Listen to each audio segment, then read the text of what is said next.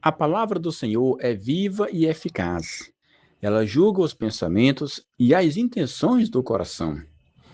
Caríssimos irmãos e irmãs, 19 de agosto de 2026, quarta-feira da 20ª semana do Tempo Comum. Hoje, meditemos o Evangelho de Mateus, capítulo 20, do 1 ao 16. Meus irmãos, eu sou o Pedro Marques, da PIMC Católica. Nos ajude a divulgar o canal para que chegue mais longe e mais pessoas entrem em contato com a palavra do Senhor. Adquira também nossos materiais. Nós sempre deixamos o link aqui embaixo do vídeo. E aí você vai aprofundar mais a sua fé, ter uma vida de oração com mais auxílios do nosso manual de oração.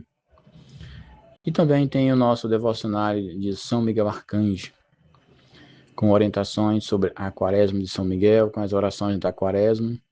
E também um breve testemunho sobre a nossa vida de família, nossas experiências intensas de combate espiritual.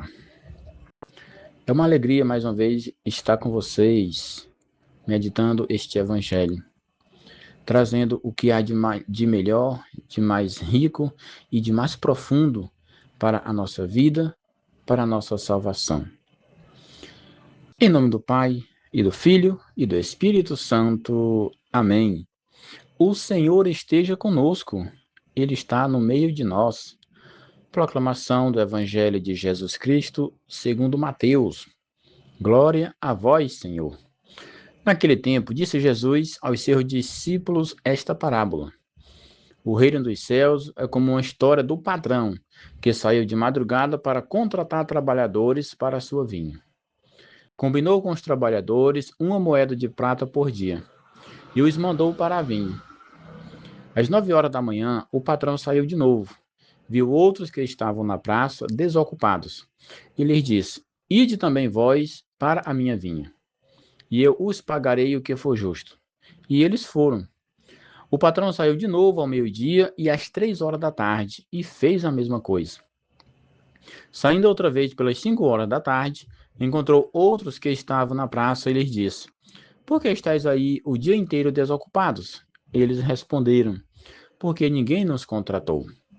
O patrão lhes disse: Ide vós também para a minha vinha. Quando chegou a tarde, o patrão disse ao administrador: Chama os trabalhadores e paga-lhes uma diária a todos, começando pelos últimos até os primeiros. Vieram os que tinham sido contratados às 5 horas da tarde, e cada um recebeu 1 moeda de prata. Em seguida vieram os que foram contratados primeiro, e pensavam que iam receber mais. Porém, cada um deles também recebeu 1 moeda de prata. Ao receber o pagamento, começaram a resmungar contra o patrão. Estes últimos trabalharam 1 só hora, e tu os igualaste a nós, que suportamos o cansaço e o calor o dia inteiro. Então o patrão disse a um deles: Amigo, eu não fui injusto contigo. Não combinamos 1 moeda de prata? Toma o que é teu e volta para casa. Eu quero dar a este que foi contratado por último o mesmo que dei a ti. Por acaso, não tenho o direito de fazer o que quero com aquilo que me pertence? Ou estás com inveja, porque estou sendo bom? Assim, os últimos serão os primeiros, e os primeiros serão os últimos. Palavra da salvação. Glória a vós, Senhor. Meus irmãos e minhas irmãs, palavras duras, palavras fortes, e que traz para nós um ensinamento muito profundo, e que nós precisamos estar muito atentos para aproveitar e entender quais são os desígnios de Deus para a nossa salvação e a forma como Deus age na nossa vida, como Ele atua de misericórdia para conosco. E o momento em que o Senhor chega na nossa vida. E, ao mesmo tempo, Ele também traz esse ensinamento profundo daquilo que nós merecemos e daquilo que o Senhor oferece. A parábola dos trabalhadores da vinha Nela, Jesus nos fala de um proprietário que sai em diferentes horas do dia para chamar trabalhadores para a sua vinha. Alguns começam bem cedo, outros mais tarde, e alguns são chamados quando já resta pouco tempo de trabalho. Ao chegar à tarde, o dono manda pagar a todos, começando pelos últimos. E acontece algo que surpreende. Aqueles que trabalham apenas 1 hora recebem 1 moeda de prata. Os primeiros, imaginando que receberiam mais, recebem também 1 moeda de prata, ou seja, somente o combinado com o patrão. Daí, meus irmãos, surge a murmuração. E o proprietário responde: Amigo, eu não fui injusto contigo. Não tínhamos combinado 1 moeda de prata? Aqui está uma das grandes lições para todo cristão. Deus não é injusto. Deus, ele é infinitamente bom. A parábola não pretende ensinar como organizar salários ou relações trabalhistas. Jesus está nos revelando a lógica do reino de Deus, no qual a salvação é, antes de tudo, graça de Deus para cada um de nós, para as nossas almas. Nós podemos cair na tentação de transformar nossa caminhada cristã numa espécie de contabilidade espiritual. Eu rezo mais, eu participo há mais tempo, eu sirvo mais, eu sou mais atento no trato com os objetos sagrados, eu fiz tantos sacrifícios, participei de mais retiro do que os outros, me converti mais cedo, e enfim. As pessoas podem trazer uma lista imensa de argumentações, de justificativas, para pressupor que vão merecer mais, que vão ter mais glória. Mas diante de Deus, ninguém compra a salvação. Tudo começa com a graça. Tudo é dom, tudo é graça. É o Senhor quem sai à nossa procura, logo cedo, pela madrugada. É Ele que nos chama para a sua vinha. É Ele que nos conhece e nos concede forças para trabalhar. E é também Ele quem, por misericórdia, nos oferece a recompensa justa. Ou seja, a recompensa da vida eterna. Meus irmãos e minhas irmãs, isso não significa que nossas obras sejam diferentes. Aliás, que nossas obras sejam indiferentes. A igreja nos ensina que devemos responder livremente à graça, perseverar na fé, praticar a caridade, guardar os mandamentos e buscar a santidade. Mas até mesmo nossa capacidade de responder ao Senhor é sustentada pela graça. Confirmamos e afirmamos: tudo é graça. Por isso, São Paulo nos recorda: é Deus quem opera em vós o querer e o agir. Filipenses 2, versos 13. Caríssimos irmãos, não há entre nós alguém que não seja capaz de fazer o bem. Não há alguém tão pobre que não possa doar nada. Por isso, precisamos entender a graça de Deus em nossa vida. Há também um perigo que Jesus denuncia: a inveja diante da bondade de Deus. O proprietário pergunta: ou estás com inveja porque eu estou sendo bom?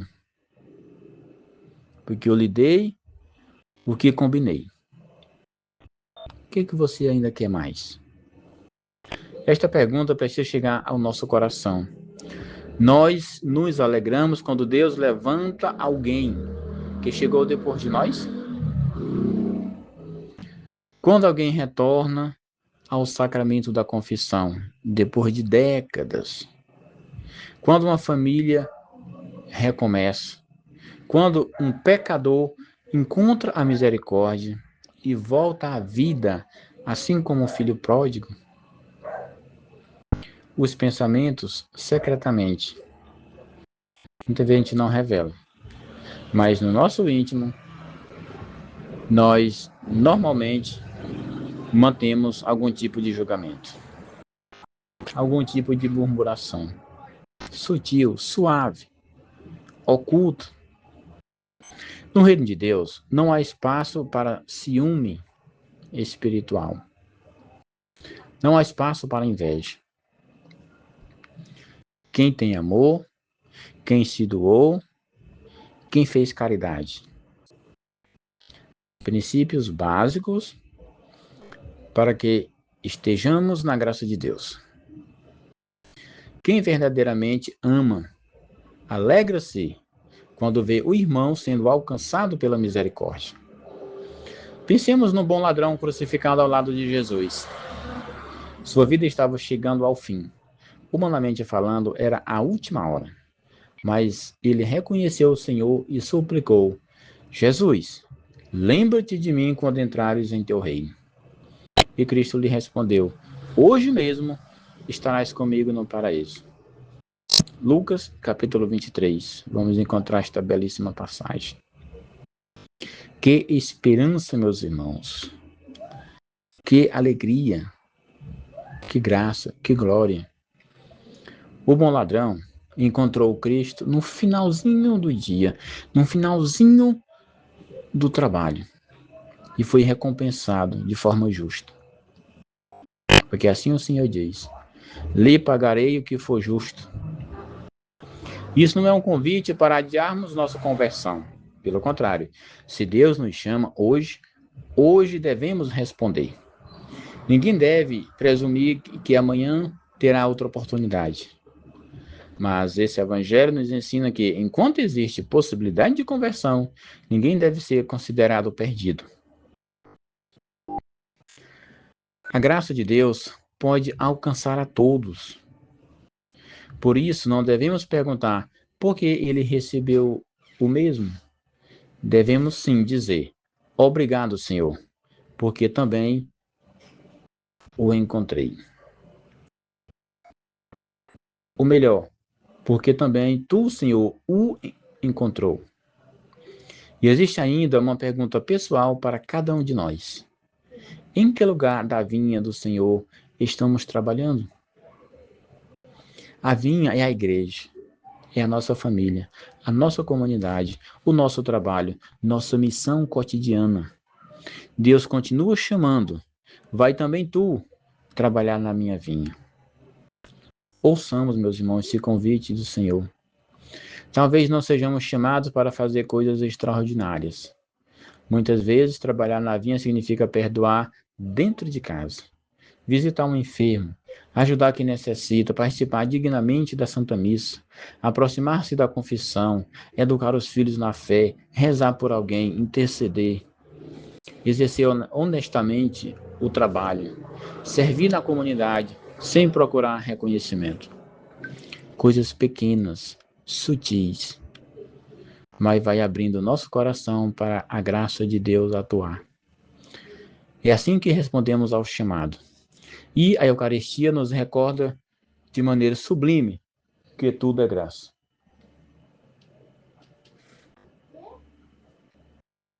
Tudo é graça.